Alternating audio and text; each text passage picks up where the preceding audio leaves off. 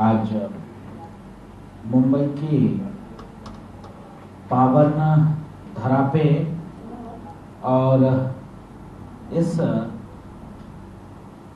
माया की नगरी, जो नगरी पूरे देश ही नहीं पूरे दुनिया में मशहूर है और पूरे दुनिया को एक आर्थिक योगदान और सहयोग देती है, उस नगरी में आने का अवसर मिला है। आज हमने एक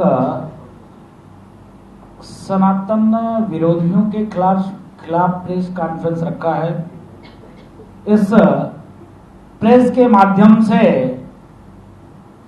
मेरा निवेदन है उन षड्यंत्रकारी, सनातन विरोधी और षड्यंत्रकारी के खिलाफ जो यह कहे कि सनातन को हम मिटा देंगे, सनातन को मिटा देना चाहिए।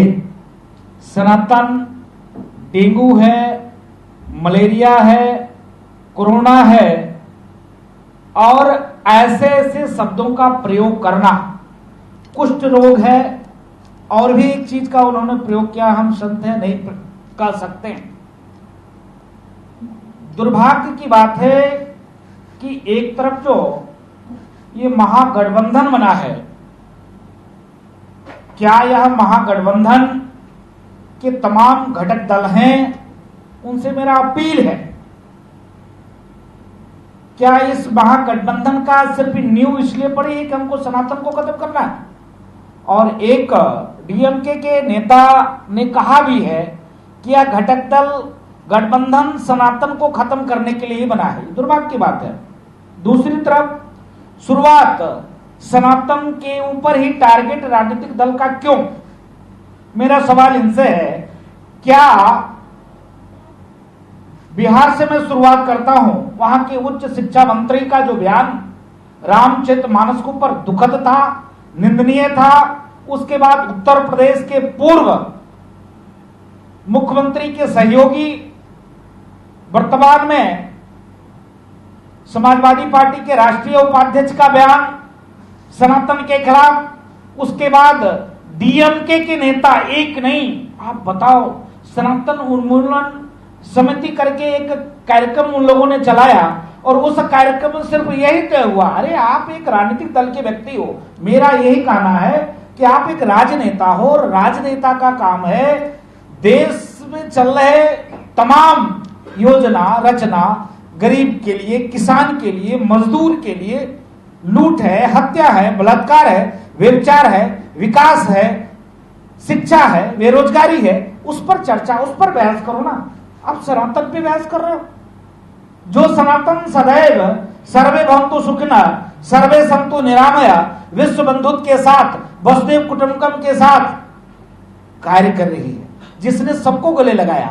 हिंदुस्तान ही एक ऐसा जगह है, भारत ही एक ऐसा देश है जहां पर सनातन ने सबको समाहित किया, सबको गले लगाया और सबको फलने फूलने का अधिकार दिया। जब मेरा सवाल यह है, जब यह देश बाइबल से नहीं चलता, कुरान से नहीं चलता, गीता से नहीं चलता, रामायण से नहीं चलता, रामचरितमानस से नहीं चलता, सनातन से नहीं चलता, जब यह देश संविधान से चलता है, तो संविधान ने आपको क्या अधिकार दिया है क्या कि एक धर्म को गाली दो, टारगेट करो? मैं आज प्रेस कॉन्फ्रेंस में बैठा हूं, यहां से ये कहूं कि मैं पूरे देश में रहने वाले सभी सनातनियों से अपील करता हूं कि इस्लाम को खत्म कर देना चाहिए इस हिंदुस्तान की धरती पे से। क्या यह संभव है? क्या मैं ये कहूं कि ईसाई को इस हिंदुस्तान की धरती से खत्म कर देना है, ये संभव है क्या? ये हो सकता है क्या? ये हमको अधिकार है क्या?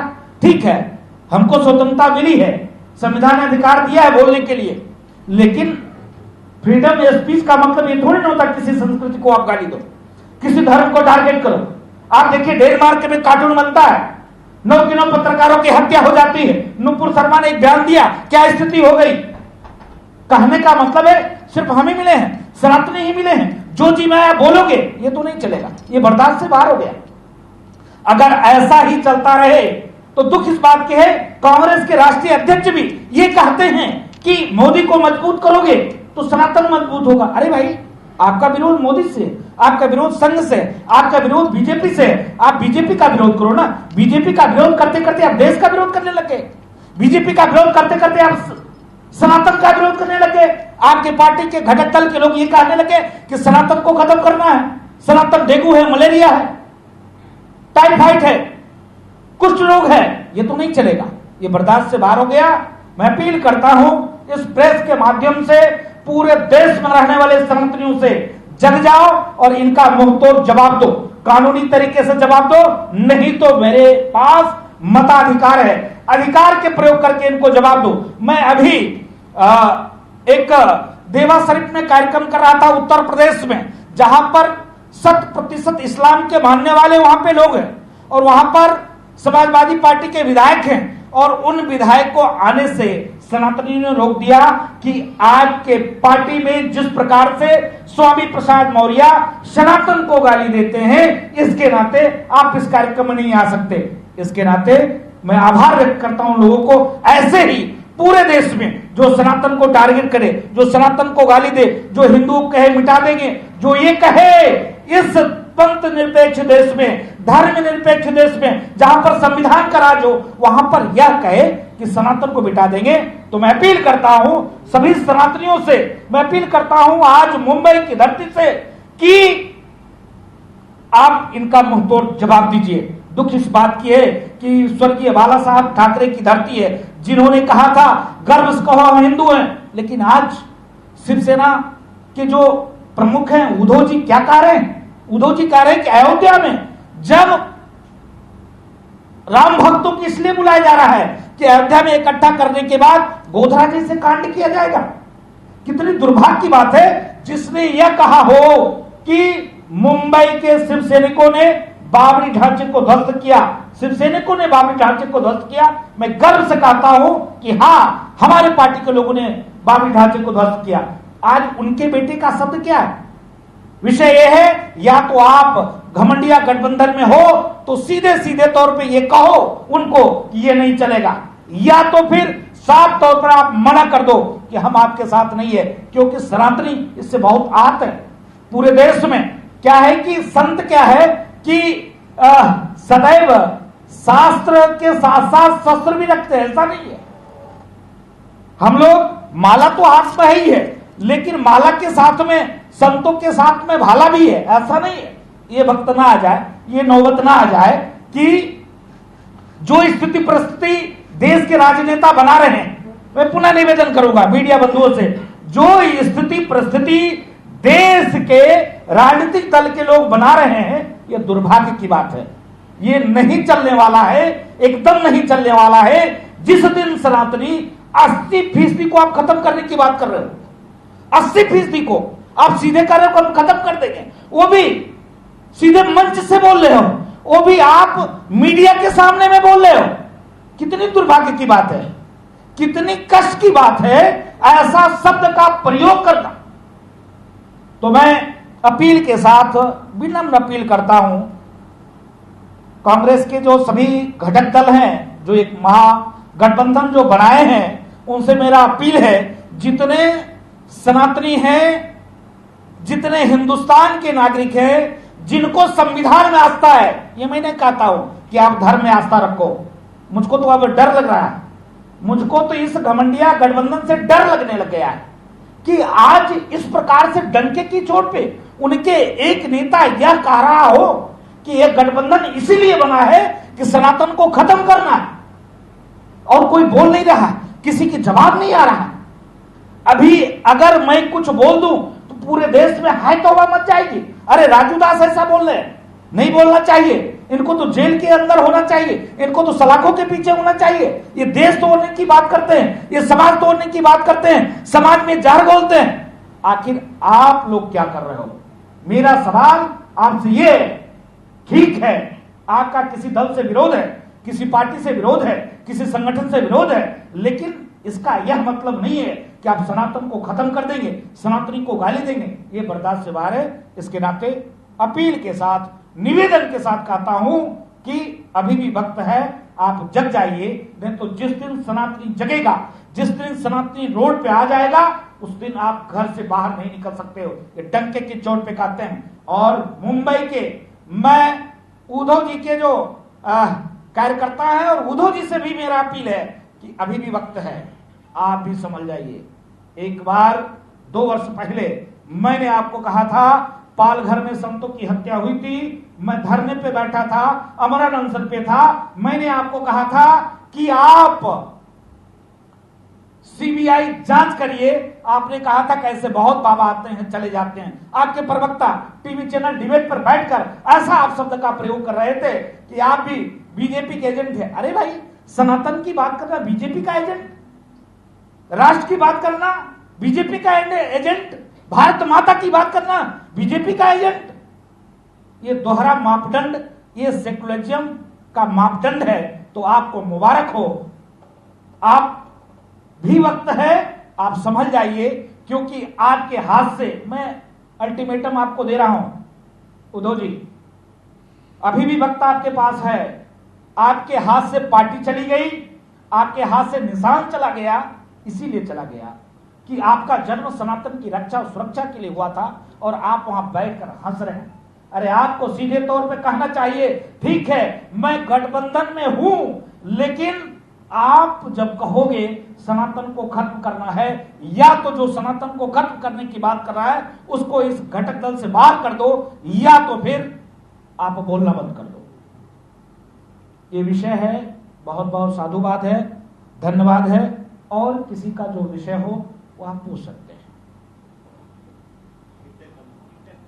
ठीक है, बहुत बहुत साधुवाद। और मैं हाँ,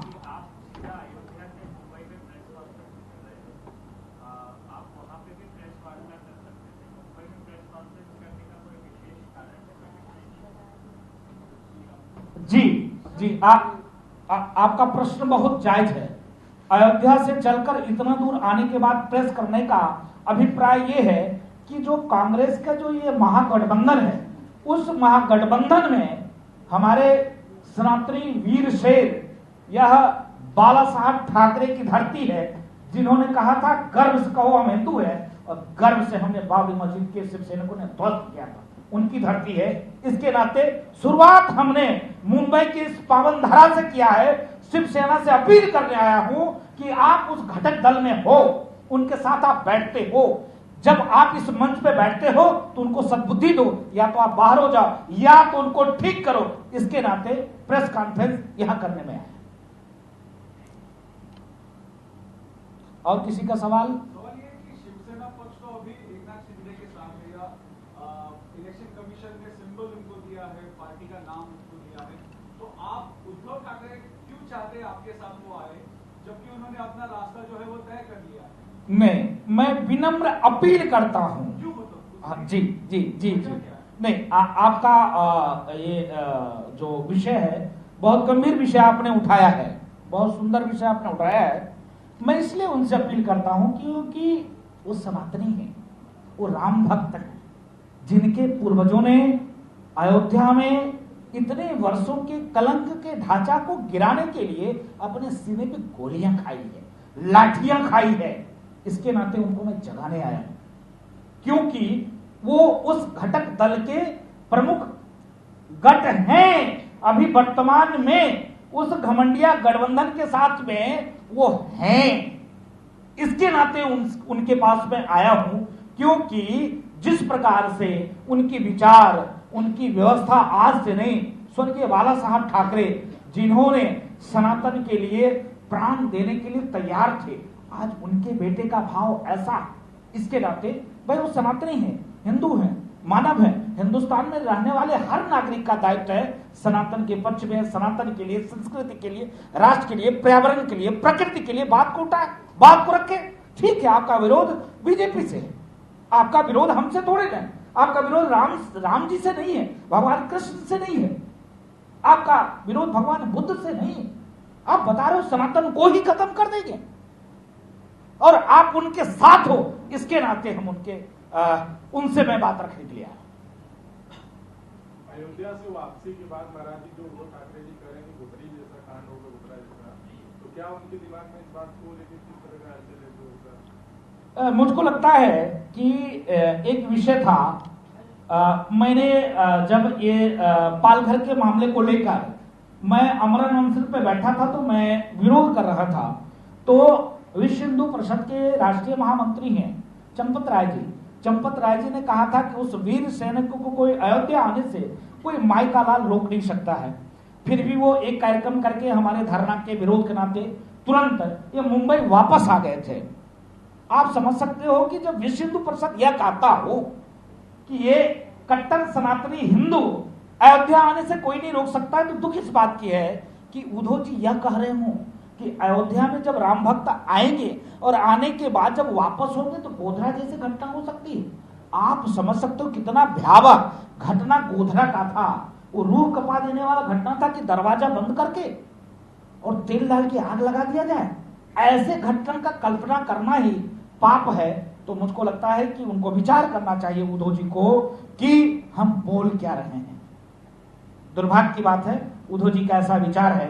तो मुझको लगता है, पुनः मैं कहूंगा, जैसा खाओगे अन्न वैसा होगा मन, जैसे पियोगे पानी वैसी होगी वाणी। तो घमंडिया गठबंधन घटक दल में शुद्ध रूप से सही किसी ने कहा, डीएमके के नेता सही में कहा कि घमंडिया गठबंधन का सिर्फ एक ही उद्देश्य है, सनातन को खत्म करना। उसी का परिणाम स्वरूप है उद्धव जी का ऐसा बयान और कुछ नहीं।